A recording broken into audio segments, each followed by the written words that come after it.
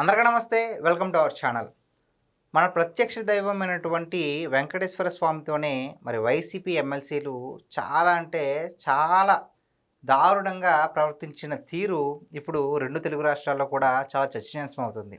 మరి ఈ అంశం పైన మనతో పాటు చర్చించడానికి ఉన్నారు పొలిటికల్ అనలిస్ట్ శ్రీలీల గారు. మేడం నమస్తే అండి. నమస్తే అమ్మా. మేడం, ఈరోజు అసెంబ్లీలో మరి పయ్యావుల కేశవ్ గారు చాలా అంటే చాలా ఆగ్రహాన్ని వ్యక్తం చేశారు. దానికి గల ప్రధాన కారణం మరి వైసీపీ ఎమ్మెల్సీలు వ్యవహరించిన తీరు.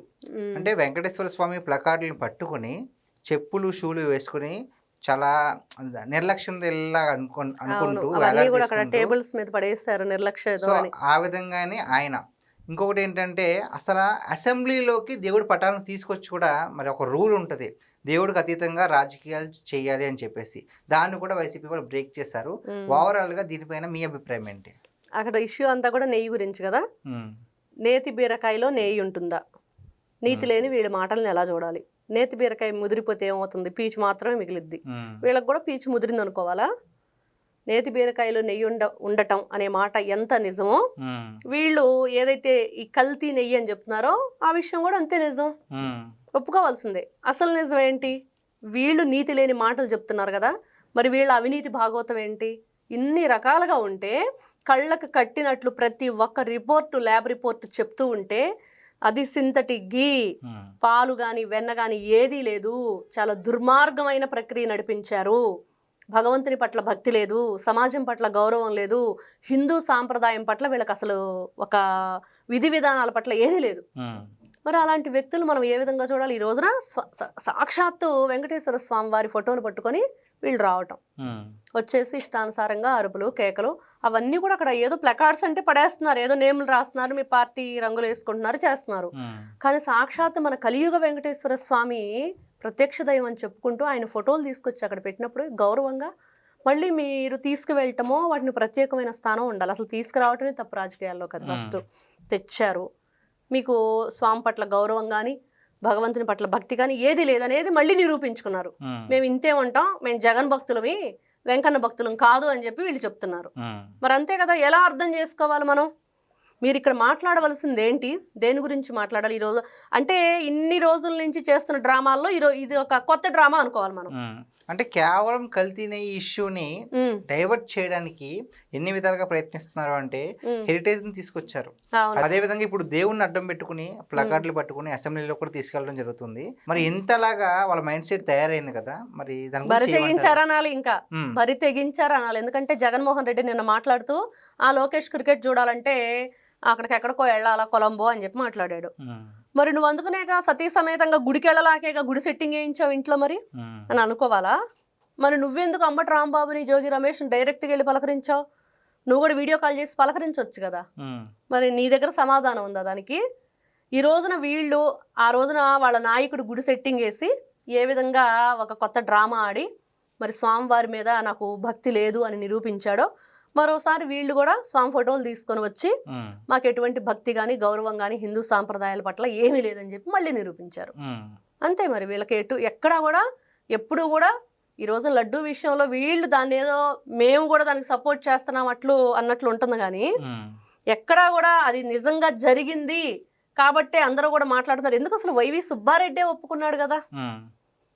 మరి వైవి సుబ్బారెడ్డి ఒప్పుకున్న తర్వాత వీళ్ళకేంటి బాధ అంటే జగన్మోహన్ రెడ్డి గారు ఏం చెప్పి పంపించారు? ఏ విధమైన కొత్త ఇలాంటివన్నీ కూడా డ్రామాలు వీళ్ళు తెరకెక్కిస్తున్నారు. మరి మీరు అంటున్నట్లుగా మరి హెరిటేజ్ గురించి మాట్లాడటానికి కానీ అసలు దాని గురించి నెయ్యి గురించి చేయటానికి కానీ వీళ్ళకి హక్కు ఉందా? ఏమైంది? ఇప్పుడు తిప్పి కొడితే 100 కోట్ల జరిమానా. బొత్స సత్యనారాయణ గారేమో చీజ్ ప్యాకెట్ చూపించేసి నెయ్యి నెయ్యి నెయ్యి అన్నాడు. చీజ్ నెయ్యి ఎట్లా అయిద్దండి? అవదు కదా. అందుకని ఆయనకి అక్షరాల ₹1,00,000 నోటీస్కి, లాయర్ నోటీస్కే ₹1,00,000 పే చేయాలి. ఆ తర్వాత ఎన్ని కోట్లు, 100 కోట్లు పే చేయాల్సి వస్తుందో చూడాలి. ఇట్లా కొన్ని వీళ్ళు తప్పులు చేస్తూ తప్పించుకోవడానికి మళ్ళీ తప్పుల మీద తప్పులు చేసుకుంటూ వెళితే నేతి బీరకాయ సామెత. మేడం, ఎవరైనా సరే దేవుడికి భయపడతారు, ఎంత డోలైనా సరే నమ్మే వాళ్ళు అయితే భయపడతారు. అయితే ఇప్పుడు ఎంత అధినేత అయినా, ఎంత రాజకీయ పార్టీకి ఒక పార్టీకి అధినేత అధ్యక్షుడైనా సరే చెప్పాడు కదా అని చెప్పేసి దేవుడికి వ్యతిరేకంగా వెళ్తే ఏమవుద్దా అని భయం కూడా లేకుండా, మరి ఇప్పుడు ఫర్ ఎగ్జాంపుల్ చూసుకుంటే బొత్స గారు ఆయన ఎలాంటి రాజకీయ చాణక్యుడు తెలుసు అంటే గత 42 ఏళ్ళ నుంచి 43 ఏళ్ళ నుంచి ఆయనకి అనుభవం ఉంది. చాలా మంచి అంటే మంచి పేరున్న చాణక్యుడా చెక్కుడినా ఏం లేదంటున్నారు ప్రజలు. ఏమనాలి?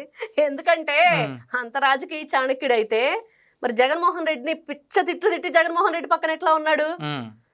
వైఎస్ రాజశేఖర రెడ్డి గారి మరణంలో జగన్మోహన్ రెడ్డి పాత్ర ఉందన్నాడు, వైఎస్ విజయలక్ష్మి పాత్ర ఉందన్నాడు, ఆవిడ ఎన్ని రకాలుగా దూషించాడు, అందుకనే జగన్మోహన్ రెడ్డి పక్కన పెట్టుకున్నాడా? ఇలాగా వీళ్ళందరూ కూడా మాట్లాడేటప్పుడు వీళ్ళకి ఒక మంచి చెడు మీరు అంటున్నట్లుగా భగవంతుడు అంటే భయం. మనం కూడా ఈ మధ్య చెప్పుకున్న దైవప్రీతి, పాపప్రీతి, లేకపోతే ఈ సమాజం పట్ల నీతి ఉంటే ఎవరూ కూడా ఇట్లాంటి పనులు చెయ్యరు అని 4 గోడల మధ్య బైబిల్ చదివే జగన్మోహన్ రెడ్డికి ఉన్నాయా? ఇలాంటివి ఉంటే అసలు వాళ్ళు భగవంతుడిని నమ్మరు. మొన్న ఎవరో వాళ్ళ అధికార ప్రతినిధి అని చెప్పి ఇలా నామాలు పెట్టుకొని షాలు కప్పుకొని వచ్చేసి ఏదో పగటి వేషగాళ్ళలాగా 4 పగటి వేషాలు వేసేవాళ్ళలాగా వాళ్ళ చేతులు కాళ్ళు పడిపోతాయి. ఇప్పుడు పగటి వేషాలు వాళ్ళు వస్తే డబ్బులు ఇవ్వకపోతే నిన్ను అజ్జేస్తా ఇజ్జేస్తా అని చెప్పేసి ఏదో మంత్రాలకు చింతకాయలు రాలం అన్నట్లు చేస్తూ ఉంటారు. అలా ఉన్నాయి ఆయన మాటలు, పగటి వేషగాడి మాటలా ఉన్నాయి అనమాట. ఏంటి లడ్డు కళ్ళు పెట్టారు, కాళ్ళు చేతులు పెట్టారు, వాళ్ళ కాళ్ళు చేతులు పడిపోతాయి అని చెప్పి మాట్లాడాడు. పగటి వేషగాళ్ళకి డబ్బులు ఇవ్వకపోతే అట్లానే మాట్లాడతారు. అలా ఉంది. జగన్మోహన్ రెడ్డి నానయ్యా నీకు డబ్బులు ఇవ్వకపోతే ఎవరిని అంటాడు? ఈ రోజున వాళ్ళు ఎక్కడా కూడా వాళ్ళకి ఒక నీతి లేదు, ఒక గౌరవం లేదు, ఒక ఏదైనా సరే ఒక గౌరవం అంటూ వాళ్ళకి లేని వ్యక్తులు, ఎదుటి వాళ్ళకి గౌరవించడం లేని వ్యక్తులు ఇలానే మాట్లాడతారు. ఈ రోజున వాళ్ళు సభ్య సమాజంలో ఉంటూ, మీరు అధికార ప్రతినిధులుగా ఉంటూ లేకపోతే ప్రజాప్రతినిధులుగా ఉంటూ మీ పార్టీలో ఎమ్మెల్సీలుగా ఎమ్మెల్యేలుగా ఉండి ఏం ఉపయోగం? ఎందుకు వస్తున్నారు అసెంబ్లీకి? మండలికి ఎందుకు వచ్చారు? ఏం చేస్తున్నారు? రాద్ధాంతమే కదా వీళ్ళ సిద్ధాంతం. వైఎస్ఆర్సీపీ పార్టీది రాద్ధాంతమే వాళ్ళ సిద్ధాంతం కాబట్టి వాళ్ళు రాద్ధాంతం చేయడానికే ఉన్నారు. జగన్మోహన్ రెడ్డి గారు ఏం చెప్తే అది చేస్తారు. కాబట్టి ఈ రోజున సింథటిక్ ఘీ అనేది వాస్తవం, మీరు కల్తీ చేసింది అనేది వాస్తవం. ఒక్క ఇదే కాదు, బంగారం విషయంలో చేశారు, గోపురం తాపడం విషయంలో, మరి షాల్స్ విషయంలో చేశారు, భోజనాల విషయంలో చేశారు, చెప్పుకుంటూ వెళ్తే అడుగడుగున అవినీతి చేశారు తిరుమల తిరుపతిలో. వీళ్ళు ఒకటే 5 సంవత్సరాలు ఏ దేవుడి మీద అయితే ప్రమాణం చేసి నేను మంచి పరిపాలన అందిస్తానన్నాడో అదే దేవుడిని దోచేశాడు జగన్మోహన్ రెడ్డి. అదే దేవుడిని దోచేశాడు 5 సంవత్సరాలు. ఏం చెప్పాడు? ఒకవైపు కల్తీ నెయ్యి, ఇంకొక వైపు కల్తీ మద్యం, మహా కల్తీ పరిపాలన, ఓ కల్తీ ముఖ్యమంత్రి. ఈయన అన్నిట్లో కల్తీ చేశాడు కానీ ఒకటి మాత్రం కల్తీ చేయాల. తెలుసా మీకు అదేంటిదో? దోపిడీ. దోపిడీలో కల్తీ లేదు. అది ఈ జగదొంగ గురించి చెప్పుకోవాలంటే ఇంకింతే. కల్తీ లేని దోపిడీ చేసిన జగదొంగ. ఓకే, థాంక్స్ అండి. నమస్తే.